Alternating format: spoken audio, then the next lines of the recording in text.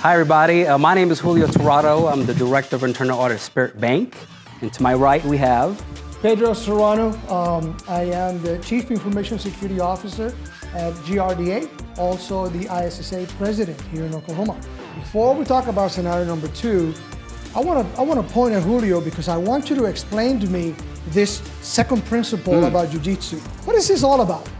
So as you guys can tell, principle number 2 is fail forward. And failure is a very relevant thing for everybody. But in particular in Jiu Jitsu, it's part of the learning process. And honestly, I think it's really the best teacher. Because in Brazilian Jiu Jitsu, a Jiu Jitsu practitioner has to expect to fail, has to embrace it, and we have to learn from it. It's just part of the Jiu Jitsu journey. So in the picture, you'll see what looks like to be a competition. Somebody in first place, somebody in second place, and they're both wearing black belts. That means they're both really good and have done it for at least 7 to 10 years. It's not easy to get a black belt in Jiu Jitsu. So these are experts, and one of the things about Jiu Jitsu is that you have the opportunity to compete. Lots of competitions all across the country, all across the world, you guys, which means lots of opportunity to fail. And in an academy, you're encouraged to compete because you learn from your competitions. And I've only done about 5 or 6, but because of them, I have improved my skills. And I have failed a ton. It's been part of a frustrating process, but I've failed forward. So embrace failure. And in the Jiu Jitsu world, it's really a great way to learn and to develop some amazing skills. So how can we apply this to our problems? So let's talk about scenario number 2. And the title of our scenario is to pen test or not to pen test, right? So let me give you the scenario so you understand how we can apply this failure as a constant when we talk about this particular scenario. The audit department is charged with hiring a security consultant firm every year to evaluate security controls and internal and external pen testing, penetration testing, right? Audit has to coordinate with the technology department for the engagement and has complained of delays and lack of support. The audit team has complained that the tech does not support the pen test and because we have lack of support and execution. It's unbelievable. Well, you know, when you're in charge of the pen testing, I'm gonna take a step back. That's really what it is. So the audit team complained, right? Complain. But at the same time, I have limited time. I don't have time, and I'm under a lot of pressure to meet the business deadline. And then on top of this, we have a pandemic. So in the middle of a pandemic, Julio wants to do a pen test. I think he's crazy. But guess what? We're under contract, and now we have to do it.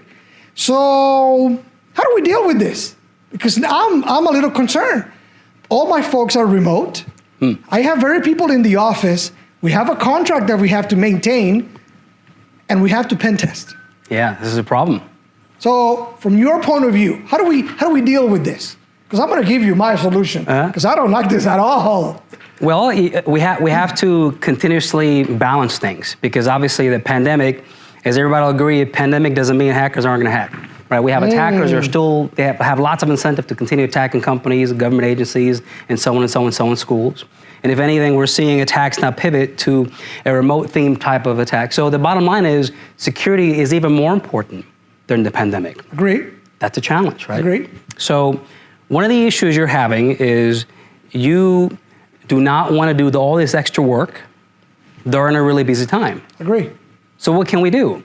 Well, it goes back to our previous comment about being flexible, right? We can strive to be flexible as it relates to scheduling the work in a way that makes sense, doesn't impact you in the worst possible way. Well, earlier, when you and I talked about this particular thing, you told me that we could not change the rules of the pen test. Do you think that's possible now that we have a pandemic? Do you think that's possible now that we have people at home? Because the way it was programmed earlier, I don't know how we'll be able to do this. So one of the things that we probably should emphasize is the assumption in the scenario is obviously we have a company that does not have a huge security team. Correct. Right? So because if you have a huge security team that reports to for example, the audit committee or chief risk officer, then they could hire the security firm to do the pen testing. So this is either a smaller organization or maybe a security team that reports to, say, the CIO. Correct. So we have some independence issues. In the absence of being told specific required components in a pen test, say by like a banking regulator or the PCI requirements for anybody subject to those regulations, we have to weigh the pros and the cons and talk about what are the critical issues affecting your environment now. So your bigger concern is going to be remote security. Yes. So we need to be able to prioritize that in the engagement. We need to be able to align up our procedures to the risks that we're facing. Okay, I like that. Yeah?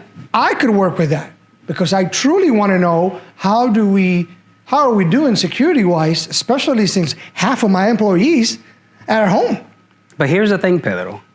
Here's what I was told in the grapevine. You don't like the pen test because you don't like the results. Well, I don't like the results because you guys do pen testing and never tell us about it. You just, hey, pen testing was done. Here's the results. You suck. That's all I got. All right. So here's the thing. Let's frame this a little differently. Okay, because you guys out there all know pen testing, that's important. That's part of life. We have to have it. Absolutely. And, it's in the top. It's in the 20, the CIS 20 top 20 controls framework, kind of toward the bottom, maybe 18th or so. But it's still important for us to consider. So from an R perspective, I find the pen test to be one of the best ways to test security controls. Right now, from your perspective, I know you don't want to fail a pen test. You don't want all of these findings.